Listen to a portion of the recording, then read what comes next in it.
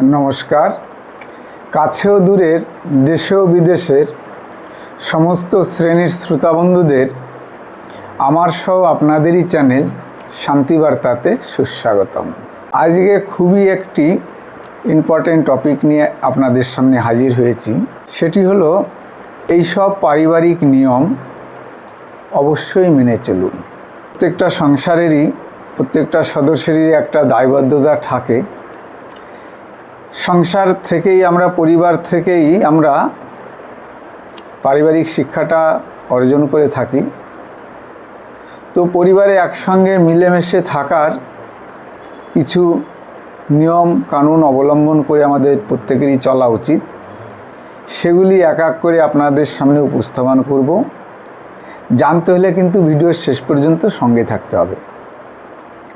তো প্রথমেই বলে রাখি, বক্তা শুধুমাত্র এই তথ্য দিতে পারেন, কিন্তু সুমধুর শ্রোতারা সেই তথ্যকে কাজে লাগিয়ে তাদের জীবনটি কিন্তু সুন্দরভাবে অতিবাহিত করে থাকেন। তাহলে এইসব পারিবারিক নিয়ম অবশ্যই মেনে চলুন। তার প্রথম ও 1 নম্বর যে পয়েন্টটি তুলে ধরব সেটি হলো, পরিবারের কারোর সঙ্গেই ঝগড়া বা চেঁচামেচি করা উচিত নয়। এসব থেকে বিরত থাকতে হবে। কোনো মনোমালিন্য যদি হয়েও থাকে তাহলে শান্তভাবে সেগুলি মিটিয়ে নেওয়া একান্তই প্রয়োজন।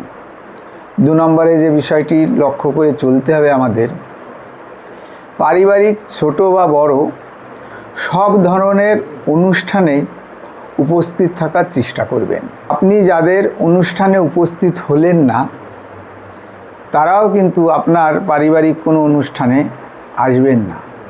সুতরাং চেষ্টা করবেন ছোট বড় সব রকমের অনুষ্ঠানেই যোগদান করা। 3 নম্বরে যে বিষয়টি খেয়াল করবেন, চেষ্টা করবেন পরিবারের সবার সঙ্গে একসাথে বসে খাওয়া দাওয়া করা।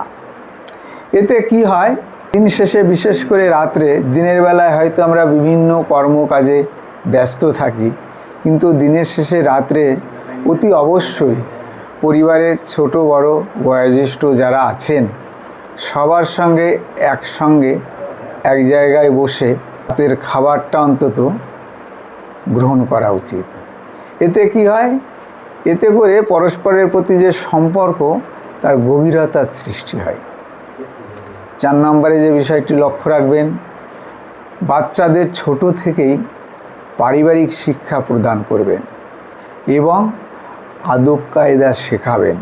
কেননা তারা যখন ধীরে ধীরে বড় হবেন তখন পরিবার থেকে দূরে, সেটা তাদের স্কুল বা কোনো শিক্ষা প্রতিষ্ঠানে বা কর্ম প্রতিষ্ঠানে, তাদের আচার ব্যবহারের উপরেই ফুটে উঠবে কিন্তু পারিবারিক শিক্ষা। সুতরাং আদব কায়দা এবং পারিবারিক শিক্ষাটা কিন্তু বাচ্চাদের ছোটোবেলা থেকেই পুঙ্খানুপুঙ্খভাবে শেখাবেন। 5 নম্বরে যে পয়েন্টটি তুলে ধরব, পরিবারের কোনো প্রকার সমস্যা বা গোপন কথা নিজেদের মধ্যেই সীমাবদ্ধ রাখবেন, বাইরে ছড়াবেন না বা প্রতিবেশীদের সঙ্গে সে ব্যাপারে কোনো প্রকারের আলোচনায় জড়াবেন না। এতে করে আভ্যন্তরীণ নিজেদেরই সম্মানের ক্ষতি হওয়ার চান্স থাকে। 6 নম্বরে যে বিষয়টি তুলে ধরব সেটি হলো, ক্ষমা করতে হবে।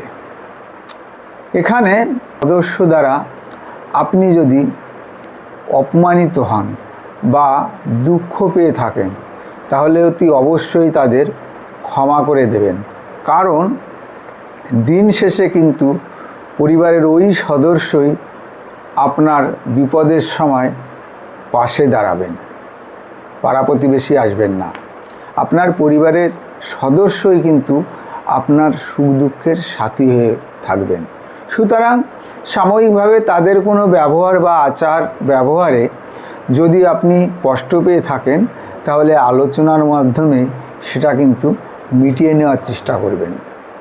7 নম্বর যে বিষয়টি মনে রাখবেন সেটা হচ্ছে, প্রায়শই এটা দেখা যায় প্রত্যেকটি ঘরে ঘরেই, আমাদের যারা বয়োজ্যেষ্ঠ থাকেন তারা কিন্তু অনেক সময় একই কথা বারংবার বলতে থাকেন, কিন্তু তাদের অসম্মান করবেন না।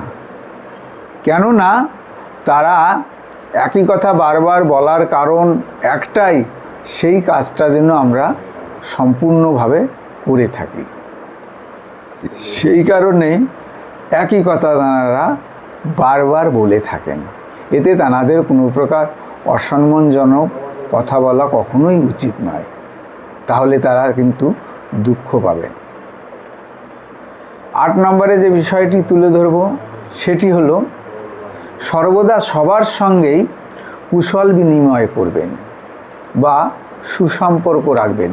বিশেষ করে পরিবারের যারা একটু চুপচাপ প্রকৃতির হয়, কথা কম বলেন এবং সবার সঙ্গে ঠিকমতো মিশে উঠতে পারেন না, সেই সমস্ত ব্যক্তিবর্গদের আলাদা করে পার্সোনালি তাদের খোঁজখবর নেবেন এবং মত বিনিময়ে পোষণ করবেন।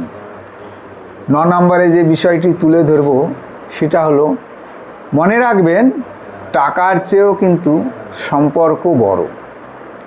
টাকার জন্য রক্তের সম্পর্ক নষ্ট করবেন না, কারণ টাকা আপনি পরবর্তীতে আরও বেশি অর্জন করতে পারবেন, কিন্তু পরিবারের ভেতরে আপন মানুষদের সঙ্গে যদি আপনার সম্পর্কের কোনো ফাটল ধরে, সেটা কিন্তু ঠিক করা খুবই সমস্যা হয়ে দাঁড়াবে। সুতরাং যদিও আর্থিকভাবে কোনো ক্ষতি হয়, সেটা বড় প্রাধান্য না দিয়ে যেন পরিবারের প্রত্যেকটি সদস্যের সঙ্গে সবার জন্য সুসম্পর্ক বজিয়ে থাকে। 10 নম্বরে যে বিষয়টি আলোচনা করব, পরিশেষে সবথেকে বড় কথা হলো ইগো বা জেদ ধরে রাখবেন না। ইগো বা জেদ ধরে রাখলে কি হয়, এদের মধ্যেই একটা মনমালিন্যের সৃষ্টি হয়। মনে রাখবেন তর্কে জেতার চেয়ে পরিবারের প্রত্যেকটা সদস্যের সঙ্গে সুসম্পর্ক রাখা কিন্তু অত্যন্তই জরুরি ও সঠিক পদক্ষেপ। সুতরাং সবার সঙ্গে সুসম্পর্ক, ভালো যোগাযোগ এগুলি রাখা কিন্তু বাঞ্ছনীয়। এতক্ষণ ধরে এই সব যে পারিবারিক নিয়মগুলি আলোচনা করার চেষ্টা করলাম, এই আলোচনাগুলি যদি আপনাদের বিন্দুমাত্র কোনো উপকারে আসে বলে মনে করেন, তাহলে অতি অবশ্যই ভিডিওটি বন্ধুবান্ধব ও প্রিয়জনের কাছে শেয়ার করে দেবেন এবং শান্তিবার্তা চ্যানেলটিকে যারা এখনও পর্যন্ত সাবস্ক্রাইব করেননি, অতি অবশ্যই চ্যানেলটিকে সাবস্ক্রাইব করুন এবং নিজেদের যে বন্ধুবান্ধব বা প্রিয়জন আছেন তাদের কাছে অবশ্যই চ্যানেলের লিঙ্কটা পাঠিয়ে দিন। দেখুন, শান্তিবার্তার কিন্তু একটাই উদ্দেশ্য, সেটি হলো সমস্ত শ্রেণীর মানুষের মানসিক সমস্যা সমাধানের প্রচেষ্টা করা। সুতরাং এটি একার পক্ষে এগিয়ে নিয়ে যাওয়া কিছুতেই সম্ভব না। আপনাদের সবারই সহযোগিতা একান্তভাবে কামনা করি এবং ভিডিওর তথ্য বা আলোচনা যদি আপনাদের ভালো লেগে থাকে, তাহলে অতি অবশ্যই কমেন্টসের মাধ্যমে জানাবেন। পরিশেষে একই কথা বলে শেষ করব, সবাই অনেক ভালো থাকবেন, সুস্থ থাকবেন, হাসি আনন্দে ভরে উঠুক সবার জীবন, এই প্রার্থনা করে এখানেই শেষ করব। নমস্কার।